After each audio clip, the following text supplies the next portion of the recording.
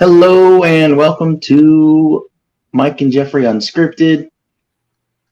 You get to join us here today with your two favorite young gunners, and might I say the most hardworking of the young guns as far as getting content out there.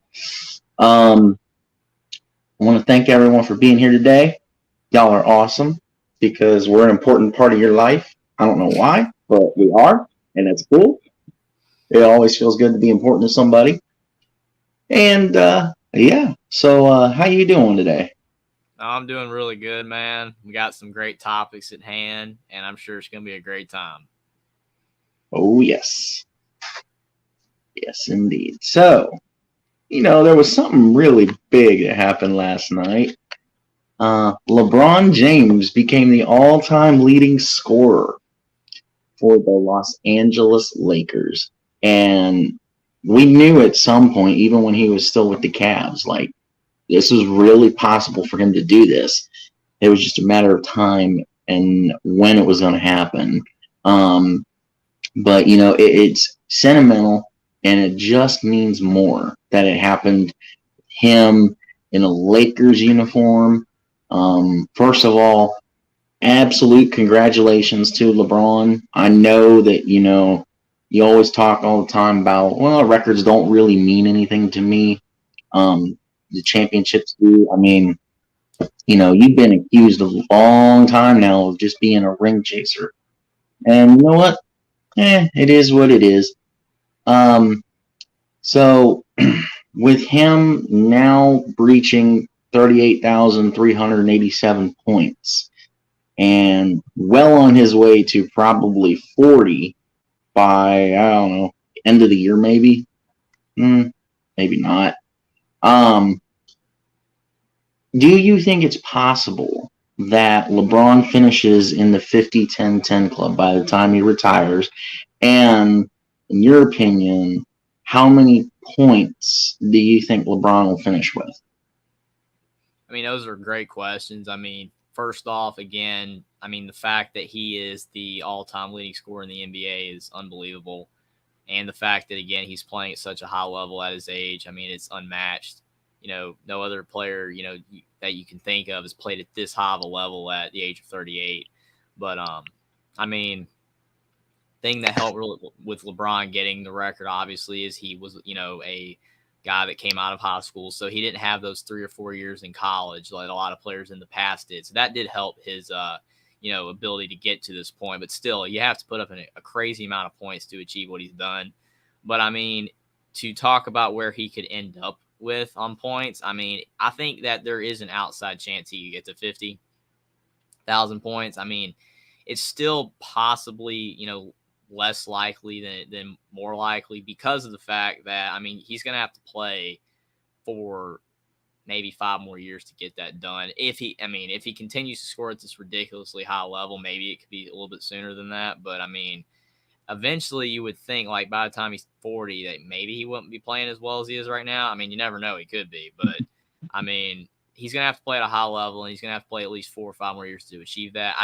40,000 is a given. As long as nothing catastrophic happens to him between now and then, he's going to get 40,000. And hopefully that, he can stay healthy and maybe have a shot to get to 50,000 if he, plays long enough. But I think 45,000 is, definitely reachable. I think that he's going to get 45,000. If he plays at least 3 or 4 more years, he's going to get there. I think 50,000 is possible, though, but it will be a stretch. But he can get it done. Realistically, yes, I agree with you. I did make a video last week or the week before, bold predictions, and I predicted that, yes, LeBron, upon retirement, will be in the 50-10-10 club, but realistically, I think he falls short of the 50-10-10. He probably lands somewhere between 45 and 50, maybe 48. Which is just, it's still, either way you go, it's just crazy. And the thing too is, like, with players like Steph Curry, more scoring on the 3-point end, is there a big enough gap? where LeBron has the comfort and the cushion to where even if Curry balled out for the rest of his career, he still won't catch LeBron. The difference between Curry and LeBron too is, and the other thing I don't really know if you touched on or not, but the other thing too is LeBron almost never gets hurt. I mean, when he tore his groin a couple of years ago, it was the first time I've ever seen him get hurt. I mean, the dude stays healthy. He treats his body like a temple. He pushes himself to his limits.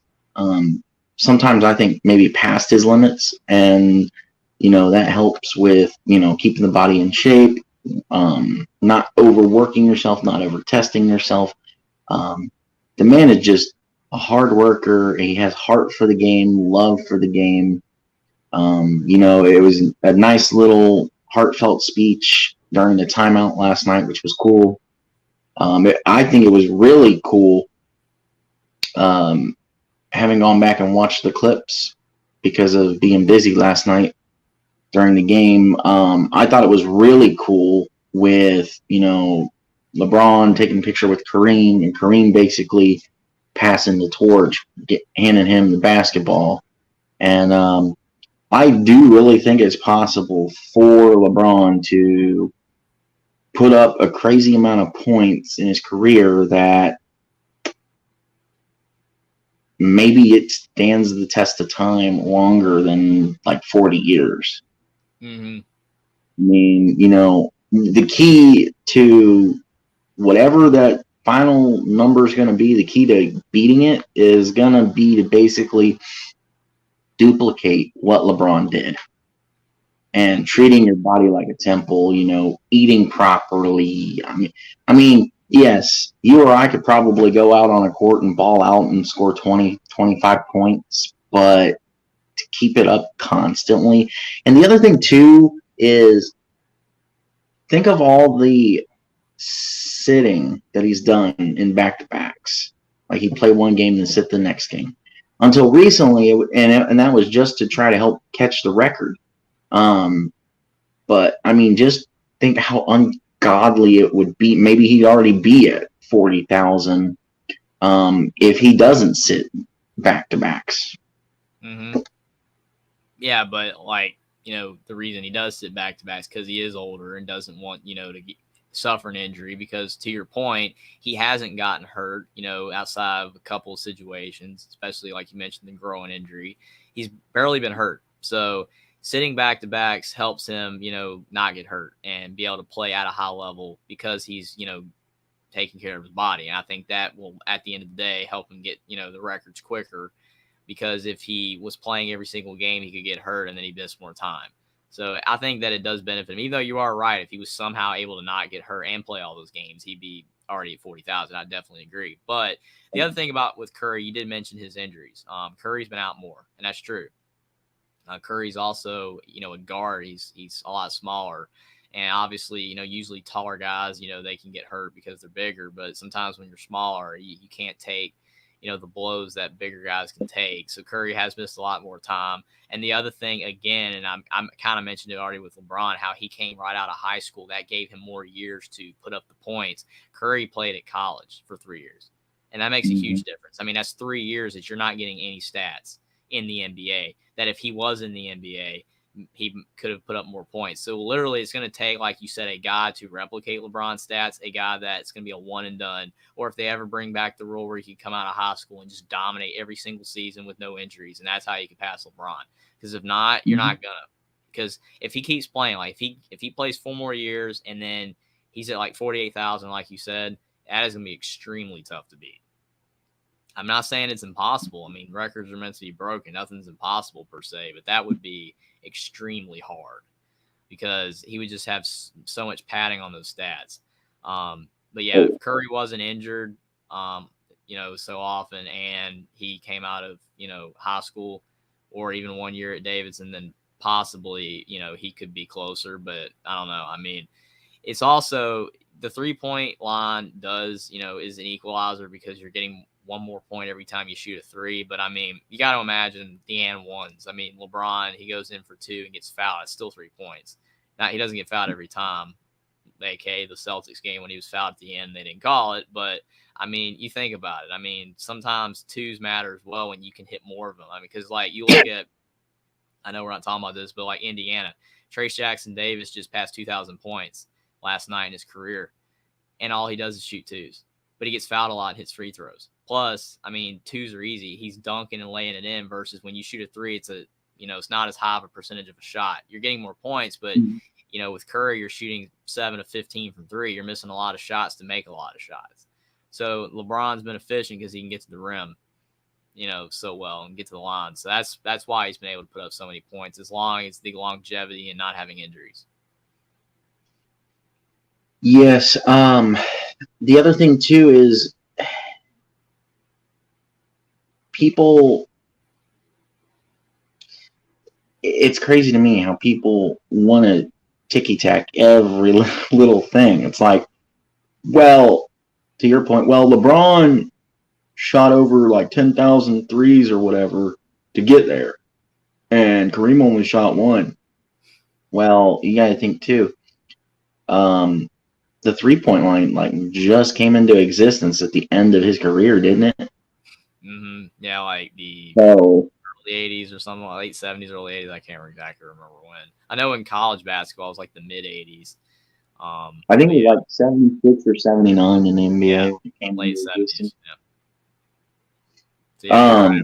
Yeah, I mean, it's like, can't you just, not you, of course, obviously, but these stupid, ignorant, negative people, can't you just enjoy a nice moment in the sun and just bask in the glory of greatness? I mean, it could be another 40, 50 years if Bronny ends up being a wash and his other kid ends up being a wash.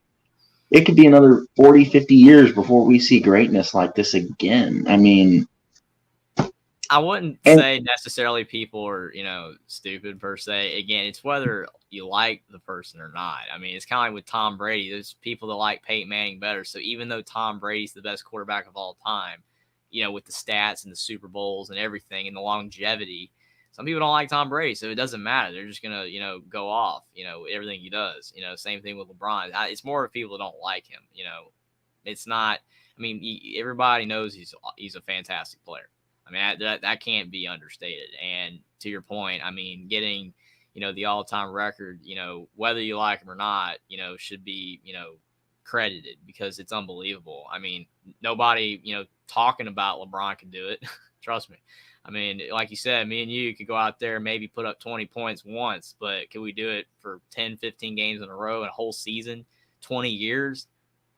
No way. It's not happening. But like you said, I mean, LeBron, he's had a fantastic career, and it's not over yet. And I mean, it's like a great point right here. Hey, guys, good job. Great player, and I don't like him. I mean, it's like some people don't like LeBron, but he's a great player. So, I mean, that's all I can say. I mean, have you watched enough of LeBron to have a favorite moment in honor of him doing this? I think that, that may be a little side thing. I mean, for me personally, I have a few favorite moments. I'd probably have to say the 2016 Game 7 chase down block is probably my absolute favorite. I mean, yes, there are moments like, on the sideline in 2012 when he's dancing and flipping the towels because they just beat the Thunder in 5. And then, 2020 after the Lakers won the title, he's up at the podium, they want their respect. They want their respect. They want their respect. And I want my bleeping respect. And, I don't know about you. Personally, I don't see a problem with someone demanding their respect if they feel like they've earned the right to have respect. I feel like LeBron has earned the right to have respect, and I feel like the evil MJ lovers of the world, like Skip Bayless, they're I'm specifically talking about people like him, not like just any random Joe Schmo that loves MJ over LeBron. I'm talking about like I love Michael, and I have absolute pure hatred for LeBron because I'm ticky-tacking every little thing. People like him, it annoys me because it's like I remember when Skip and Shannon had this conversation before, and it was all, well, Michael didn't have to demand respect. He just got the respect. And it's like, okay, well, LeBron's been behind the eight ball the whole time as far as respect. I don't know if he necessarily did it to himself with, what was it, ESPN magazine or Sports Illustrated labeling him the chosen one. He didn't. He just embraced it and accepted it and took it on. He didn't like, I'm the chosen one. Respect me. Mm-hmm.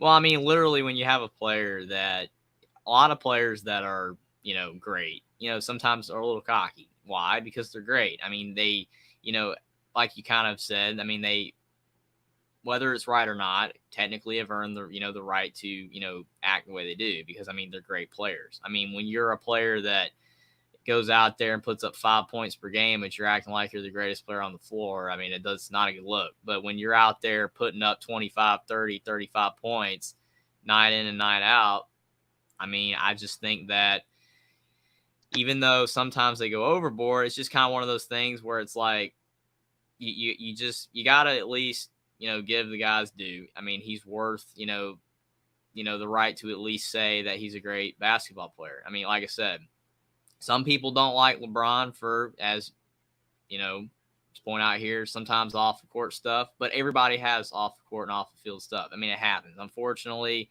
especially when you're a famous person, you're going to have, a lot of say and stuff. You're going to talk, on, off the court or off the field. And a lot of people aren't going to like certain things. It's just the way it is. But, again, whether you like LeBron or not, you got to respect the fact that he's a great player and he is, an elite player on the floor. He's the all-time leading scorer in NBA history. I mean, at the very least, you gotta give him credit for that. But I mean, that's about it. That's all you can say. I mean, if you don't like LeBron, it's completely understandable because of the fact there's a lot of players people don't like, but you just gotta respect what he's done on the floor. Same with Tom Brady on the field. Yep. I mean, at the end of the day, yeah, just respect him. At least respect him for his on the court. If it's off the court that you don't, okay, whatever. That's what most people don't like. They just don't say it. And then it's because I talk to people all the time about LeBron. They'll be like, I don't like LeBron. He's a terrible player. And I'm like, wait a minute. Okay, you don't like LeBron, but he's a great player. You might not like him as a person, but he's a great player. Saying he's a terrible player when he's the all-time leading scorer in NBA history is just completely delusional. I mean, that's just delusional. There's nothing else you can say. I've heard that before. He's a great player. If you don't like him as a person, okay, you tell me why. Give me tons of reasons. I'll listen to you, and I'll probably agree with half of them. But you can't tell me he's not a good player. That's insane. I mean, so last thing before we move to the next one. Mm-hmm. Do you think professional athletes, when asked, because I feel like a lot of I don't like him as a person off the court started when, it was that clip with him and KD and that SUV taxi, and they asked both of them about their opinions of the previous man in Washington, D.C., and he made those comments, and then mostly right-wing media started to jump down his throat. I don't really want to go into too much detail because we're sports-oriented, but I mean, yes. Do you feel like shut up and dribble was the moment that everybody was like, either you love him, both on and off the court, because of his opinions, and they line up with you, or you hate him because off the court because his opinions don't line up with you? Well, I mean, that is a big part of it. I would love to say that, it's not, but it is. I mean, we're a polarized country, and again, I'm not going to get into it because, like you said, we are a sports channel. But, that is what it is. And when somebody, that has a lot of, saying stuff, because I mean, LeBron is not celebrity, like, like a Hollywood person, but I mean, you're a basketball player, one of the most famous people of all time. And I mean, when you say things that tons of people don't agree with, I mean, a lot of people are going to be upset. I mean, that's just the way it is. I mean, that's why a lot of people do try to guard their, inner beliefs, because of the fact you don't want people to know, because I mean, you could be one way or the other and someone's not going to like what you're going to say. Unfortunately, no matter what, no matter who you are, I mean, it doesn't matter if you're me or you that has, not much saying stuff, or a LeBron or somebody like that. What you say on, especially the political spectrum, is going to make people upset.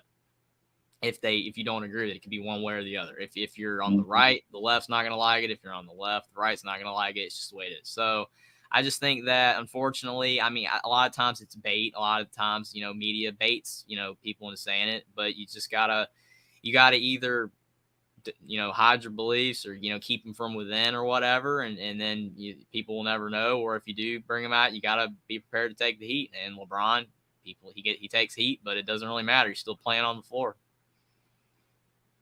So to close out this segment, what is your favorite LeBron moment?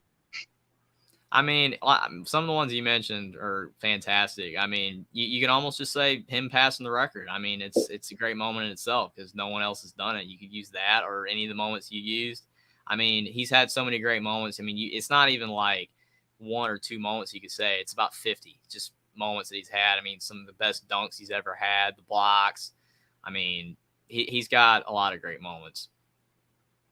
I mean, would you say there's enough of moments between him and Michael that we could probably do a top 10 moments of each for one show? Yeah, probably. And 5 of them would probably LeBron's, and 5 would be Michael Jordan's. Or because Michael Jordan, some of his dunks, man. I mean, the free throw line dunks and the up and unders are just ridiculous. I mean, that's why Michael Jordan was so special, because he was ridiculous. I mean, his plays, he finished plays that shouldn't even be possible. I mean, your point, for me, the two biggest ones from Michael is the up and under, and then in the finals when he hits, I think it was a dagger 3, and he just goes walking backwards. Mm. I mean, it's kind of like, again, last thing, it's kind of like Indiana when they hit the shot against Kentucky. Christian Wofford, he shoots the 3, and then he just holds the pose with his hand in the air, and he just holds it, and then the whole entire crowd just swarms him, and he's just still holding it. Like, he doesn't even move. Like, if he misses the shot, I'm serious, he just shoots it, and he's like, he goes in, and he just stands there. He doesn't even move. He doesn't jump up and down or go crazy. He just stands there. Like, how? You just hit the biggest shot of your life, and you're just holding the follow through of the shot like it's no big deal. Like, that's insane. Moments like that is just crazy, man. I mean, it is. I mean, you have the not moments as well. I mean, where that the one play where the ball was it might have been Kemba Walker. I think it might have been Kemba Walker or Russell Westbrook. It was one of the two. I think it might have been Kemba Walker, but he shoots the 3. And then he turns around, he's moving and all that, and then it rims in and out. Oh, it's Meta World Peace. Oh, I could have remembered it, but that was so funny. I was just like, yeah, he took the shot, he turned around like Steph, and then he goes. And it goes in and out. It's funny. He turned around and he's like, gotta make sure it goes in first. Yeah, unless you're Steph Curry. Mm-hmm. That was, oh my gosh. I don't want to get into that because we got to get into these other topics, but that shot in the All-Star game when he just, and then he immediately turned around, faced the crowd, he's like, yeah, I know it's going in. All right, so close that out. Next thing I want to talk about, we got a big announcement that happened last week, and I know that football fans will love it if you're a diehard football fan. And, football as a sport, you just love it. The Arena Football League that went under a couple of years ago is coming back in 2024. There's not much out on it right now. There's obviously more to come as far as details. All I will say is, can we please have the key players, as in the teams, Philadelphia Soul, the San Jose SaberCats, the Cleveland Gladiators, the Columbus Destroyers, Some of right these here names in are Columbus, awesome. Ohio. We're getting 16 teams in the league. That's confirmed. That's all it's confirmed. I'm not sure if they want to bring back the LA Kiss or not. I know that was one team that was up in the air. Oh yeah, you love the team names, dude. You're gonna love the sport. I mean, you know, we are going to get into this in the next topic, but all of these leagues for football. I mean, you have the National Arena Football League. You have the AFL coming back. You have the Indoor Football League. I mean, this is where they plucked Kurt Warner out of. Mm-hmm. I mean, I it's just love it, like you said. I mean, think about it. If you like football, you can watch it all year now. Because I mean, you got the Canadian Football League in the summer. I mean, that's cool to watch. I mean, I watched some of those games last year. You've got the XFL, the USFL, like you said, the Arena Football League. All these leagues, they're just so cool because, I mean, for one thing, it's not, even though it's also, for, like you said, diehard football fans that we're going to be getting into, for our enjoyment, I mean, because at the end of the day, I mean, watching football, if you really love watching football, you will watch football all year. I mean, there are people that I know that will watch any of these leagues. If it's football on TV and it doesn't matter if it's on ESPNU, don't matter, and turn it on. But to Will's point, I mean, it gives more of these players the opportunity to play professionally, and that's cool because of the fact it's not just for our enjoyment; it's for these players that a lot of these players, are talented enough to possibly play in the NFL. There's just so many great players. And you just fall right on the outside of that. You're really good, but you're just not as good as these players. And unless injuries pop up, and there's so many players that are going into, the league every year that they can fill those positions, that you can't make the league. And now you get to play in these leagues, make a good, decent amount of money, doing what you love doing, what you're talented at doing, but just unfortunately not talented enough to be in the NFL. So it's really great for them. And the fact that more people are wanting to watch football all year is giving these leagues an opportunity to exist. Now, what do you, in your opinion, and I guess this kind of ties more in with the next topic, in your opinion, how much of an impact do you think social media has on, these football leagues? I mean, for example, I think it was a month ago. You remember Reuben Foster from Alabama? Yes. He announced on social media, well, not announced, he put on social media to his followers, should I go play in the USFL? And lo and behold, a week later or 6 days later, he signed with the USFL team. Why? Because enough of his followers told him to go play in the league. I mean, the thing that helps USFL and XFL, you're getting the bigger names. You have Reuben Foster coming in. You've got Scooby Wright on the reigning defending USFL champions, the Birmingham Stallions, which I love Scooby Wright. AJ McCarron's in the XFL. You got AJ in the XFL. I think Cardale Jones might still be in the XFL, but I don't remember. By the way, do your XFL homework because a portion of next week's show, because we are literally T-minus a week and a half from XFL kickoff. So we're going to do T-minus, it's close. Well, I mean, I don't know, because I keep hearing like T-minus 69 days away from USFL kickoff. It's like April 15th. I was just kidding. But yeah, so a portion of next week's show is going to be Super Bowl recap and XFL picks. So do your homework. Yeah, I'll definitely, be checking out the players and, seeing how many, notable names are in the league to, boost interest. I mean, because that's the thing. I mean, to your point about social media, it has its flaws. Social media is a good thing and a bad thing. But for the XFL, the USFL, and all these other, leagues, it's a great thing. Why? Because of the fact, like you said, I mean, how many people would even know about these leagues if there was no social media? Oh, the USFL, this new league is coming out. Oh, and it's on the front page of your newspaper, and the closest team is 200 miles away or whatever, and you got it on TV, during the spring, and it's like, I'm probably watching college basketball or something, or I'm going to be watching something else. They're not going to watch. But it's like, Yeah. You literally heard the commentators when the USFL in the first game of the year last year, how they hyped it up. Like they were saying, wow, it's trending on social media right now. The USFL is trending on social media. There's like 2 million people that are talking about it right now. I'm serious. I mean, they were literally using social media to boost the USFL. And it has, because, I mean, you look at it. I mean, all of the teams have their own accounts, and they have, thousands and thousands of followers. It's not ridiculous like NFL or NBA teams or even top college basketball or football teams, but it's a decent amount of people. And people are watching. And I mean, I've told people about it, and they're like, wow, this is on, and I want to watch. And I mean, it's good for the players. It's good for us. And it just benefits everybody that these leagues exist. And it's not going to affect the NFL because of the fact the NFL is still going to get the best players. And I mean, because they're going to be able to pay the players the most. So it's not going to hurt the NFL. These are just small leagues for players that unfortunately aren't good enough to be in the NFL, or gives these players a second chance to maybe go back in the NFL. And I mean, it's great. It's awesome. And I mean, I'm all for it. I mean, I think most people are on board for these leagues because, again, you what else you got to do if you're just a football fan like me? I'm a college basketball fan, and I watch some NBA. So like, I can go without football. I've been doing it my whole life, where it's like I can just watch basketball and just wait for football again.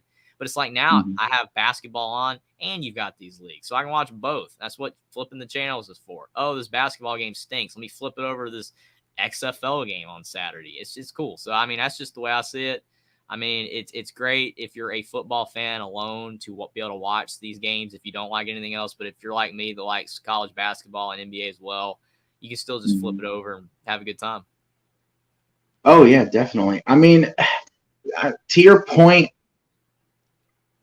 it's kind of our duty to express the exposure. I mean, for the replica leagues for them and Canada's league, they're not, well, Canada, maybe like one game a week is on TV, but CFL, NAL, and IFL are all predominantly found on YouTube. Like, that's only where you can watch the games. So, yes, that does hurt viewership for them, but, both the NAL and IFL have been around since at least 2014, 15. So, even though they're only found on YouTube, they're doing something right, because if that was the case and they weren't doing something right, they wouldn't still be here. I mean, yes, harder for exposure, but to your point, yes, I love football. I crave football. The only time I pay attention to basketball is postseason, March Madness, conference tournaments, NBA playoffs, and baseball. At this point, I turn it on whenever there's like nothing else on, which still happens every now and then, like late night on a Saturday or Sunday night, and there's no football on in any of these leagues. College basketball is over, and there's a game on like FS1 or ESPN late at night. I turn it on. I mean, and usually it's a 3-2 game, and I'm like, man, there's no scoring. I mean, I like baseball. Going to a game is really cool. I can watch it on TV if there's nothing else on, but it's just nothing beats football and basketball. Oh, yeah. I mean, to your point, baseball and MLS or soccer in general, or softball, Ohio State softball is free admission and free parking. So it's decent entertainment, but those sports are sports that I have to be there in person to really enjoy it. Most of my MLB, MLS consumption is, okay, go on to YouTube and watch the MLS or MLB highlights for the day or for the week. And, 10 minutes at a time, roughly. Take maybe an hour, 2 hours out of my day if I'm really invested in it, and watch all the highlights, and then you're good to go. I mean, that, to your point, football is played at a different rate to where it's definitely easier for consumption, for sure. And I mean, this was our next topic, year-round football, and I guess we kind of didn't really transition into this, but we kind of basically touched on it. Again, I will just say this: year-round football is great. I love it. I cannot wait personally for year-round football. I enjoy football. It is the sport that I watch the most, pay attention to the most, and a lot of that was before we started to jump into this YouTube thing. I mean, yeah, it's cool to cover basketball. I don't really think it's cool to cover baseball, but I mean, football, basketball, those are the two big ones. It's funny though, because I released a CFL video recently, and I'm surprised it got, I think, 6 views. So there's a market out there for all of it, and you just got to tap into it as far as YouTube. So that being said, I think we all like football. We enjoy the year-round ability now. Super Bowl, okay, I'm sad. Well, hey, you only have to be sad for like a week because XFL's right around the corner. The only thing I would like to see is, can we please have XFL complete a season? USFL did it last year. Can we please see them complete a season? I think this time they'll have, for the third time coming, I think they'll finally have success under The Rock. Being the head of it. There have been slight name changes. Dallas Renegades, now Arlington Renegades. Seattle Dragons is now Seattle Sea Dragons. So there's slight changes, slight differences, but it's all about the product on the field at the end of the day. And that being said, let's get into our main event. Even though we got a limited amount of time left, let's talk the Super Bowl. We got the Chiefs. We got the Eagles. And let me pop my invisible champagne real quick to enjoy my pick'em victory, because I went 10-2, so I could pick the Super Bowl wrong and still beat everybody in the group. So I've been doing really good in college basketball, though. I've been doing really good. I don't know what our overall records are like from when we started till now. I think I'm number 1. I would think, is I've gotten most of the weeks right, but yeah, you rocked the football, man. The playoff games. I think I got 3rd or last. But I think college basketball is pretty easy because you just pick the home team most of the time. But yeah, with the Super Bowl, the one thing I will say on the last topic before I get into this is that, talking about YouTube, when you talked about all the leagues that are just on YouTube exclusively, I think that it's huge because the fact, I mean, they did like the Jordan Brand Classic with the high school players, and it was only on YouTube.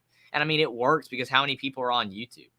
I mean, these days, I mean, so many people are on it, millions of people, and the ad, revenue that you get off of the games. I mean, that's why these leagues are able to make it that are just on YouTube, because there's so many people on it. I mean, that's why. I mean, YouTube's a massive moneymaker. So I definitely see it. And to your point, more football is better. But now to the main event, like you said, the Super Bowl. I think this is going to be a great game. I mean, the Eagles are a team that a lot of people have doubted all year. A lot of people are just waiting for the Eagles to, slip up or lose, because I don't think a lot of people are really, necessarily on board saying that they were an elite team. As the season's gone along, I was skeptical of the Eagles, but I mean, they've proven a lot of doubters. I mean, I thought that they were a really good team even early in the season, but it just felt like Jalen Hurts, he might hit a wall and wouldn't play as well, but he's played great. He hasn't made mistakes. He's elite at running the football. His passing's gotten a lot better. Helps to have A.J. Brown and Devontae Smith. That definitely helps. And you've got 2 fantastic running backs in Miles Sanders and Kenneth Gainwell. They're having great seasons. Their offense is great. I mean, they have a great offense. And their defense is really tough to boot as well. I mean, you got C.J. Gardner-Johnson playing at an elite level. Hassan Reddick is just lighting it up this year. So, I mean, they have great players on both sides of the ball. It's going to be really tough to beat them. I mean, it's in Glendale, Arizona. It's where it's being played. So, I mean, it's closer to the Chiefs, but you're going to have fans from both teams there. I mean, that's the way it is in every Super Bowl. They're going to both be there. But the Chiefs, I mean, you don't want to say it again because we mentioned the last game, but it's like it really does come down to Patrick Mahomes' health, just like it did against the Bengals. I mean, his health was key. He was able to survive that game. And for the Chiefs, they got lucky with a few calls and the fact that the Bengals made a lot of mistakes. They could have still won that game even with the calls, but Burrow threw 2 picks that he shouldn't have thrown, and their offense sputtered down the stretch. But, I mean, for the Chiefs, you have to have healthy Patrick Mahomes. He can't be hobbling around in the second half. He's going to have to be healthy all game or relatively healthy. I do think the Chiefs are going to have to get some of the receivers back. Travis Kelce, he's awesome. And Marcus Valdes-Scantling's played well, but you need Kadarius Toney, you need Juju Smith-Schuster, and you need Mecole Hardman in this game. They're all questionable.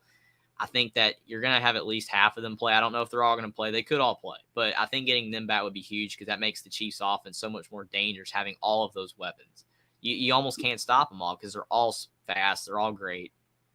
And then obviously Isaiah Pacheco in the backfield has been great as well. But all those receivers, plus Pacheco, plus Mahomes, you can't stop the offense. You just can't. But if you have Kelce, Scantling, and Pacheco, it's going to be a little bit easier to stop those 3 for the Eagles. So I think they need the receivers back. I think Mahomes has to be healthy. And I think their defense has to figure out how to stop Hurts. If you can't stop Hurts' legs, he's going to run all over you. And once you let that happen, you're going to be worried about that, and then he's going to throw it over the top. So the Chiefs defense has to game plan for Hurts, make sure that they keep him in check on the ground, make him throw bad passes. If you let him get comfortable, he's going to pick you apart. And so it's really going to come down to both teams' defenses, which defense plays better. And I think they'll both play well. If Mahomes is not 100%, it will help the Eagles' defense out a lot. And I think that the Chiefs' offense and the Eagles' offense, I think that they're both really great, but the Eagles will have that advantage if the Chiefs don't have all the receivers, and if Mahomes isn't completely healthy, then the Eagles will have a better offense. So the health of the Chiefs and both defenses are going to be really key in this game, and I think it's going to be a really close game either way. But we're definitely going to be giving our predictions for this game very soon. But I think it's going to be a great game to watch, and I'm looking forward to it. Yeah, I mean, my biggest thing is, and Jared McKinnon, that's another great player as well, Edward. There's just so many of them. They're all great. I mean, the biggest thing I've heard around, and to quote another YouTuber I like to watch, Hop, when I hear people say this already, I'm like, whoa, whoa, whoa, pump the brakes. People are already out there saying, if Mahomes wins this Super Bowl, he's now the GOAT. Bro, you got to get at least close to 7 Super Bowl victories. So keep going.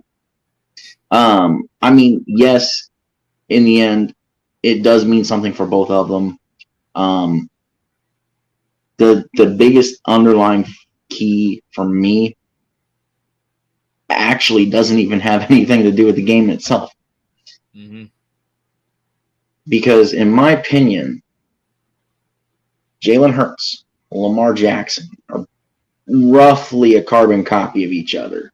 They use their feet a lot. Lamar, a lot more than Jalen. Jalen will pass the ball more than Lamar.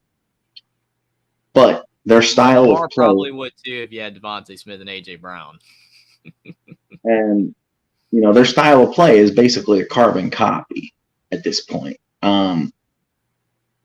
If Jalen Hurts and the Eagles win the Super Bowl, if Baltimore wants to keep Lamar, then I would say pay the man his bag. Give the man his due. Give him his bag.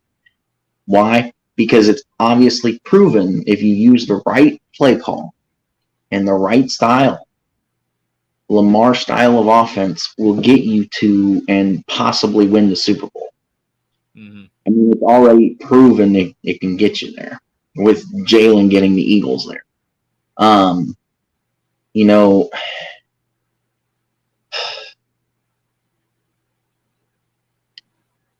I think at the end of the day, you touched on a lot of it. It's going to come down to the battle of the trenches, who has the ball last, who controls the line of scrimmage more, time of possession, which way does that lean in the game, and I think the end of the day, Jalen Hurts and Patrick Mahomes are going to be the two biggest keys to this whole game. Mm-hmm. You know, the secondary, in my opinion, and I was going to get into this in a video this week, but in my opinion, the Eagles secondary is better than the Chiefs. I mean, realistically, the Bengals torched you at the end of the day if you're the Chiefs. And the Eagles literally shut everybody down in the playoffs. And, you know, winning a Super Bowl should be a crowning achievement. Mm-hmm. I don't care if, you know, it's your second one or your seventh one or your first one. The thing, and I'm not trying to start an argument with the chat. I'm not trying to start an argument with you. The thing I've had a lot of conversations about lately is, what does the script say that has been handed to the Chiefs and the Eagles as far as the Super Bowl? What does who does the script say will win the Super Bowl? Because I don't know if you remember, but I think it was like a month or so ago, Arian Foster came out and claimed that the NFL is scripted. And so it just makes me think, like, I personally don't believe that it is, but I just think that, you know, in the case of the Super Bowl, to Will's point, not just the Chiefs secondary, but I think for the most part, most of the Chiefs roster is pretty young and inexperienced, where, you know, Jalen Hurts, yeah, young, inexperienced, never played in the Super Bowl before, but of course, Bird with teeth would say the Chiefs. Dallas Eagles rivalry. Fly, Eagles, fly. At the end of the day, I mean, you know, there's so many superstitions out there. NFL scripted. The last 8 teams to win the coin toss lost the Super Bowl. If Patrick Mahomes doesn't rush for 150 yards and throw for at least 200, the Chiefs will lose the game.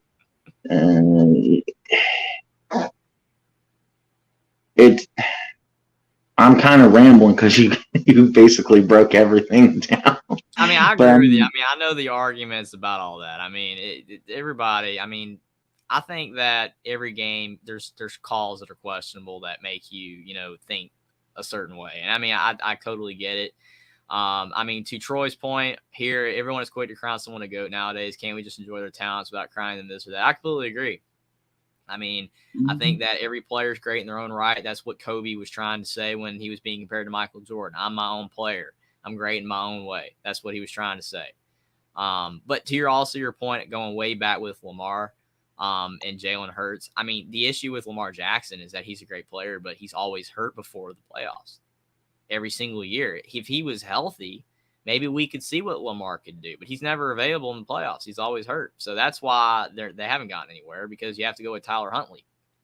And he gets hurt. So, I mean, it's just is what it is. I mean, the 49ers lost to the Eagles the way they did because Brock Purdy got hurt. Injuries are, you know, a problem. Like you said, with going back to LeBron, his health is why he's been so great. He's been healthy his whole career. Tom Brady, outside of the 1 year, was healthy his whole career. That's why they were able to play so long. That's why they had great stats and did what they did, because of their health too. So I just think that, unfortunately, as a running quarterback, your odds of getting hurt are way higher. I mean, you can get hurt as a pocket passer. You can get sacked and your leg gets rolled up on it and broken like Joe Theismann or something. It's terribly sad how that happened. You know what I'm saying? Or Alex Smith. That happens. But when you're a running quarterback, you're asking to get, you know, hurt. Cam Newton took ridiculous hits he shouldn't have taken. Josh Allen has. Even Patrick Mahomes at times has taken bad hits. You can't do that if you want to last long. Sometimes bad luck happens, like with Joe Theismann, like I said. But unfortunately, as a running quarterback, and especially in the case of Lamar Jackson, he hasn't been healthy. So Jalen Hurts' style, Lamar Jackson's style, can win a Super Bowl. But if you keep getting hurt, you're not going to ever win it. Oh, yeah. And I mean, the other thing, too, is, you know, Jalen Hurts already in, 2 years? 2 playoff wins.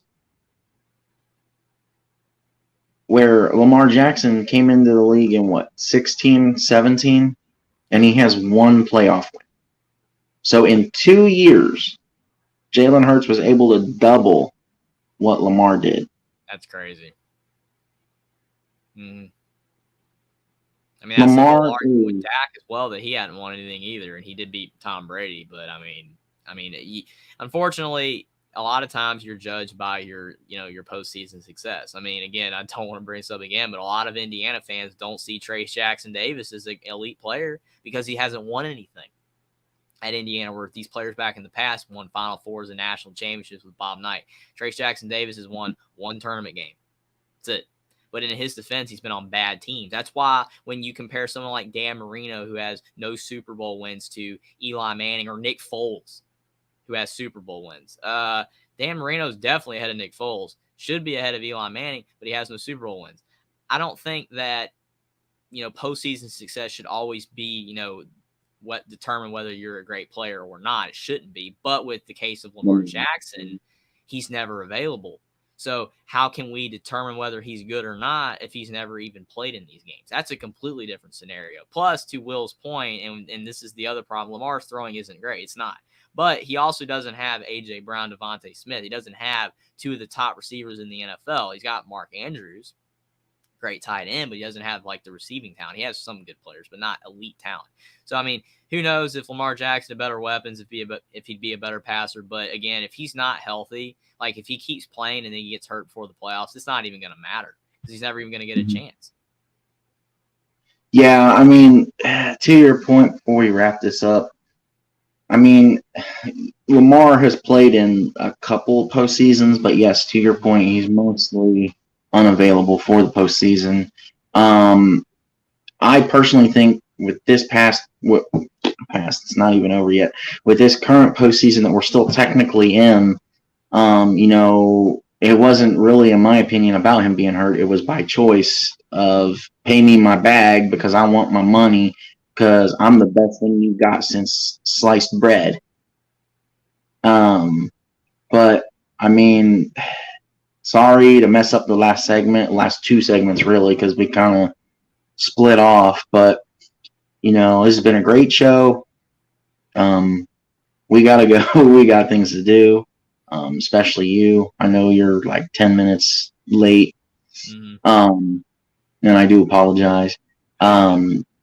So join us later this week with the rest of our gang, even though we're the greatest on the group because ain't nobody got nothing on us.